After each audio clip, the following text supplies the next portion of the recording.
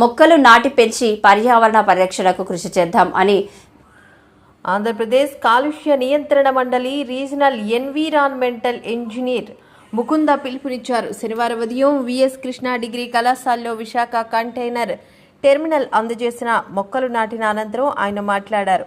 ఔషధ గుణాలు కలిగిన మొక్కలు, పక్షులు, గూళ్లు పెట్టుకునే మొక్కలు, దేశీయ కూరగాయలు, ఆకుకూరలు మొక్కలు నాటి పెంచుదామన్నారు. భవిష్యత్తు తరాల కోసం సామాజిక వనాలు పెంచుదామన్నారు. జీవ వైవిధ్య పరిరక్షణ ప్రతి ఒక్కరి బాధ్యతగా భావించి కృషి చేయాలని కోరారు. ఆరోగ్యంగా ఉండాలంటే ప్రకృతి ఆధారిత వ్యవసాయం ఎంతో అవసరమన్నారు. జీవ వైవిధ్య పరిరక్షణ ప్రతి ఒక్కరి బాధ్యత అన్నారు. ఈ కార్యక్రమంలో ప్రిన్సిపాల్ డాక్టర్ విజయబాబు మాట్లాడుతూ తమ విద్యార్థులు పర్యావరణ పరిరక్షణ కోసం కృషి చేస్తారన్నారు. పండ్ల మొక్కలతో తమ విద్యా సంస్థను నందివనంగా తీర్చిదిద్దుతామన్నారు. విద్యార్థులందరూ పర్యావరణ హితంగా జీవించాలని శిక్షణా కార్యక్రమాలు నిర్వహించడం జరుగుతుందన్నారు. పట్నంలో ఉన్న విశాఖ కంటైనర్ టెర్మినల్ నుంచి టెర్మినల్ హెడ్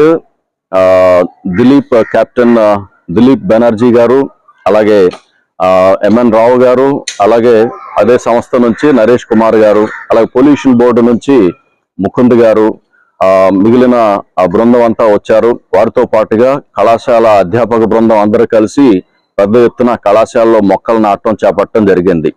నిజంగా ప్రధానమంత్రి వర్యులు శ్రీ నరేంద్ర మోడీ గారు ఇచ్చిన పిలుపు మేరకు, గౌరవ ముఖ్యమంత్రి వర్యులు శ్రీ నారా చంద్రబాబు నాయుడు గారు ఇచ్చిన పిలుపు మేరకు మన రాష్ట్రంలో చేపట్టిన ఈ మొక్కల నాటం అనే కార్యక్రమం మన రాష్ట్రం యొక్క స్థితిగతుల్ని మార్చగలదని, పర్యావరణ సమతుల్యాన్ని తిరిగి స్థాపించగలదని మేము ఆశిస్తూ ఉన్నాం.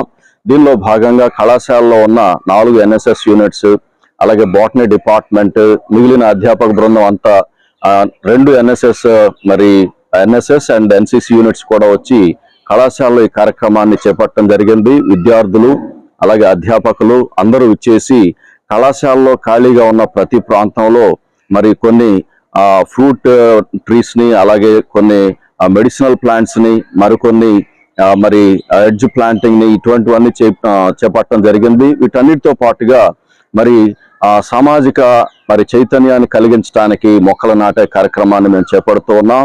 అనేక మందికి దీని గురించిన అవగాహన కూడా కలిగజేస్తున్నాం. అన్నిటికంటే ప్రాముఖ్యంగా మన విశాఖపట్నంలో పెద్ద ఎత్తున పర్యావరణం కోసం కృషి చేస్తూ ఉన్న గ్రీన్ క్లైమేట్ NGO నుంచి రత్నం గారు కూడా వచ్చి వారి బృందంతో పాటుగా ఈ కార్యక్రమంలో మమ్మల్ని అందరినీ ప్రోత్సహించి వారి సహకారాన్ని మాకు అందించి ఈ కార్యక్రమాన్ని చేపడుతూ ఉన్నారు.